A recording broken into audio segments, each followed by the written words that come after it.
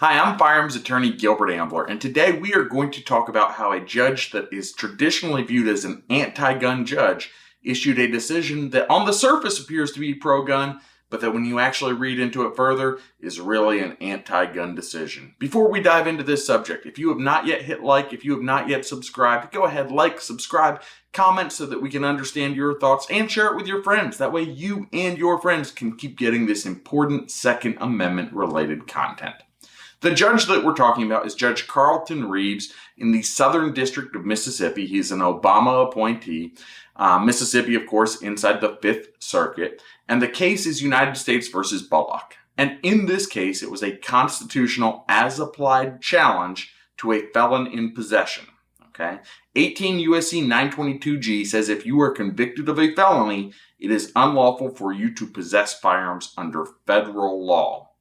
Mr. Bullock was convicted over 20 years ago of being a felon for a manslaughter conviction as well as an aggravated assault conviction. So pretty nasty felonies in the scale of things.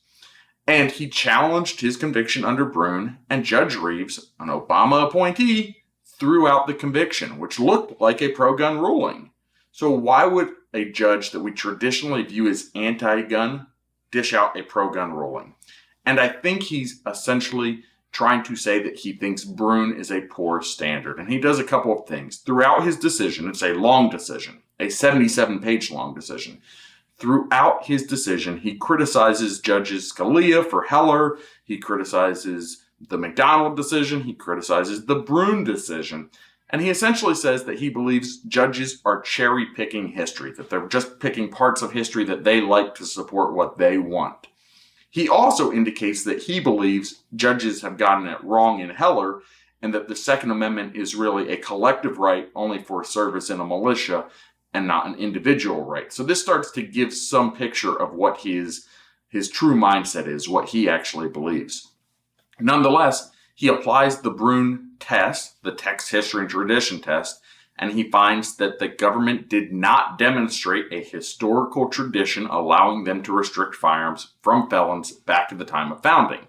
He does devote a little bit of discussion to a concept that has been argued before, which is the government at the time of founding could actually kill somebody for committing a felony. And if they could kill somebody for committing a felony, then of course they could also disarm them, because that would be one method of disarming you is through killing you. So he spends a little bit of time on that, but he doesn't really give it serious consideration. Instead, he says he doesn't think that the government did a good job carrying their burden to support their restrictions. And he faults the government for not using a historian when arguing these cases. And he essentially says lawyers are bad judges of history. They should have brought a historian in, because if they brought a historian in, maybe they could have convinced me of a different result. However, the closing of his decision is where we really see his motivations, because in his closing, on the last page of this 77-page decision, he says that he thinks originalism, which was the theory applied in Bruen, is a poor way to judge constitutional rights.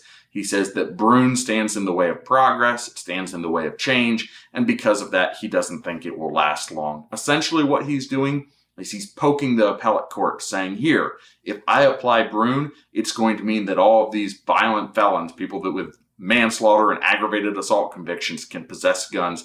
Is that what you really wanted? And I think he's doing it because he thinks that as these cases make their way up through the system, the appellate courts will overturn him, and he's attempting to give them a reason. When he applies text, history, and tradition, he's trying to say, this is not a result you want, so you should reconsider it.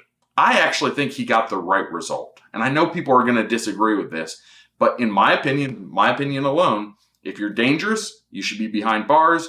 If you're not dangerous to society and we let you out, then you should deserve the rest of the rights. And I do believe that the Second Amendment is a right granted to the people, meaning all of the people. And so I do believe that a felon that has been released deserves this right.